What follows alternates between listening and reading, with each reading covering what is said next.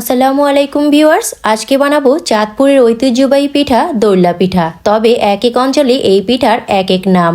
আর আমি আজকে চাঁদপুরের ঐতিহ্যবাহী পিঠাটা বানাবো, তো সেই জন্য আমি নিয়েছি নারিকেল।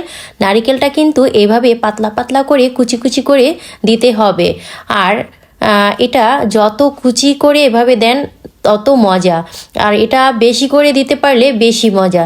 তো এখন এইখানে আমি প্যানে নিয়ে নিব গুড়। এই পাটালি গুড় দিয়ে কিন্তু এই পিঠাটা দারুণ সুস্বাদু। পাটালি গুড়ের সাথে দিয়ে দিব সামান্য একটু পানি, যাতে গুড়টা গলে যায়। আর এই পর্যায়ে আমি দিয়ে দিব কুচানো যে নারকেলগুলো ছিল সেগুলো, আর সেগুলোর সাথে দিয়ে দিব সামান্য একটু এলাচি গুঁড়ো। এটা দেওয়ার চেষ্টা করবেন কিন্তু, তাহলে কিন্তু ফ্লেভারটা অনেক ভালো আসে। আর দিয়ে দিব সামান্য একটু লবণ এবং ঢেকে কিছুক্ষণ জাল করার পর দেখতেই পাচ্ছেন আমার গুড়টা কিন্তু গলে গিয়েছে এবং নারকেলটাও সিদ্ধ হয়ে গিয়েছে। এ পর্যায়ে আমি দিয়ে দিব একটু কনডেন্স মিল্ক।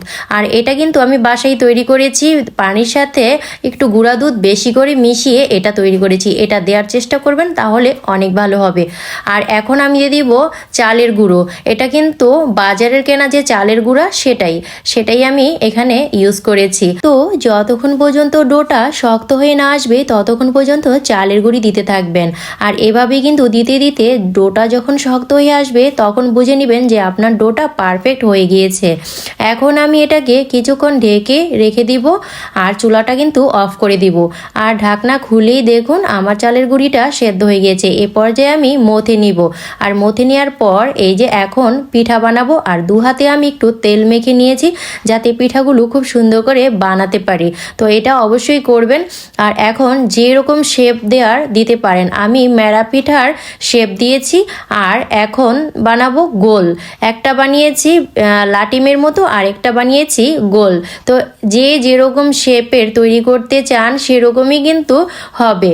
তো এই যে আমার পিঠাগুলো এক এক করে সবগুলো পিঠা আমি বানিয়ে ফেলেছি। আর এই পিঠাটা আমাদের চাঁদপুরের অঞ্চলে অনেক জনপ্রিয়, অনেক মজাদার। এই পিঠাটা এত সুস্বাদু, শীত এলে এই পিঠাটা না খেলে আমার চলেই না।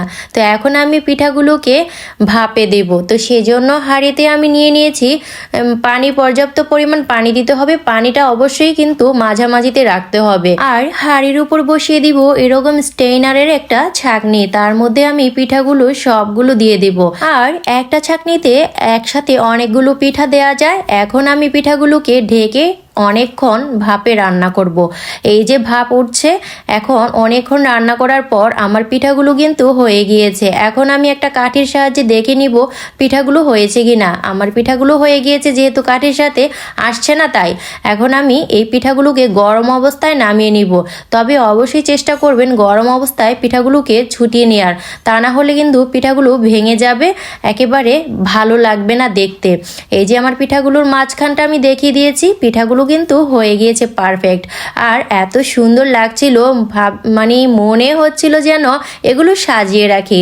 তো বন্ধুরা, কেমন লাগলো আমাদের চাঁদপুরের ঐতিহ্যবাহী এই দোল্লা পিঠা? এই পিঠা কিন্তু এক এক এলাকায় এক এক নাম, মেরা পিঠা, ছাইনা পিঠা, দলা পিঠা, আর আমরা বলি দোল্লা পিঠা। আজকের মতো বিদায়, আল্লাহ হাফেজ।